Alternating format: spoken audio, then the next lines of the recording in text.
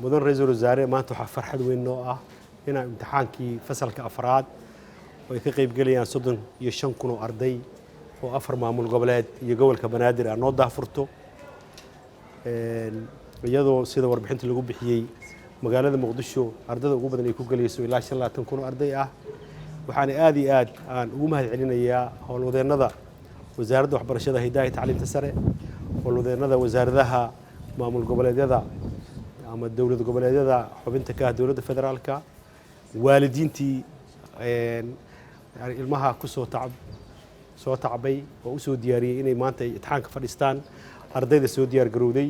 ciidamada booliska oo iyagana sanad walba heegan u ah inay amniga sugaan dadkaas oo dhan waan u mahadcelinayaa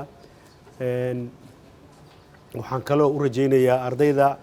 guul ayaga iyo waalidkoodba in imtixaanka ilaahay u fududeeyo oo ay baasaan